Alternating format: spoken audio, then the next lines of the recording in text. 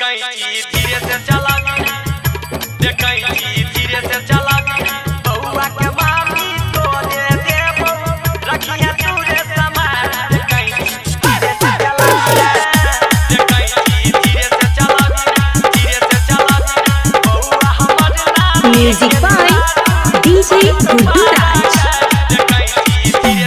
हेरो बउआ के मामी तो दे देबो रखिया तूरे समाज। कैंची धीरे से चलाबी है रे, कैंची धीरे से चलाबी है।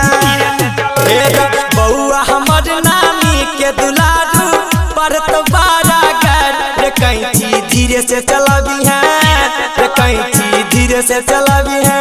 अखन अपने सब सुन रहे छी मां कमला म्यूजिक के शानदार प्रस्तुति। DJ Guddu Madhubani, DJ Guddu Madhubani.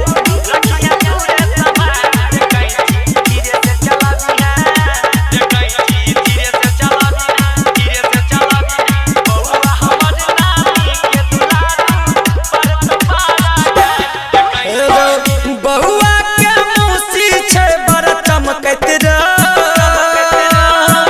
देखही न चलै छै कोना चमकैत रे। हे जो बउआ के मौसी छै बड़ चमकैत रे,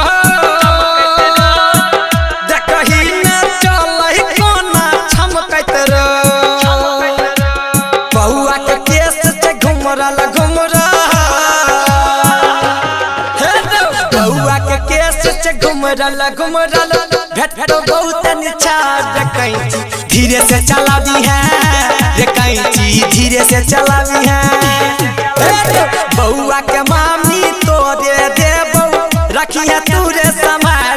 कैंची धीरे से चलाबी है रे, कैंची धीरे से चलाबी है। अखन अपने सब सुन रहे छी मां कमला म्यूजिक के शानदार प्रस्तुति। DJ Guddu Madhubani, DJ Guddu Madhubani.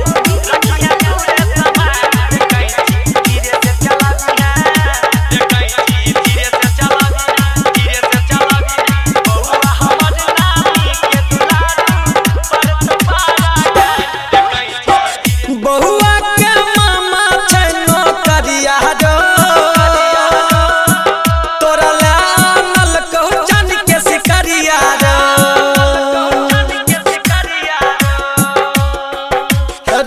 बउआ के मामा छै नौकरिया जो,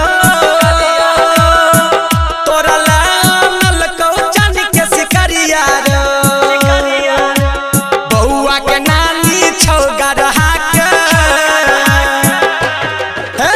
बउआ के नानी छौ गरहा के रखने सोना के छाड़। कैंची धीरे से चलाबी है रे, कैंची धीरे से चलाबी है। अरे बउआ के मामी तो दे देबो रखिया तू समार। कैंची धीरे से चलाबी है रे, कैंची धीरे से चलाबी है। अखन अपने सब सुन रहे छी मां कमला म्यूजिक के शानदार प्रस्तुति। DJ Guddu Madhubani, DJ Guddu Madhubani.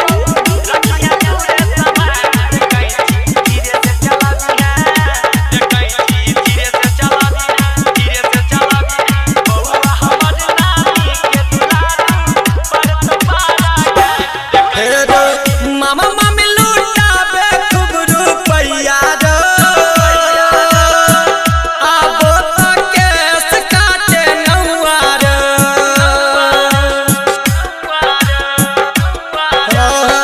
मामा मामी लूटाबे खूब रुपैया रो,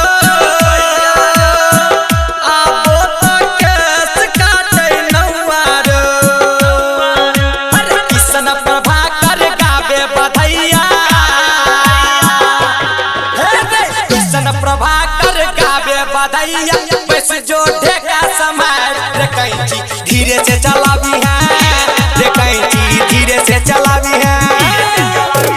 बउआ के मामी तो दे देबो रखिया तूरे समार। कैंची धीरे से चलाबी है रे, कैंची धीरे से चलाबी है।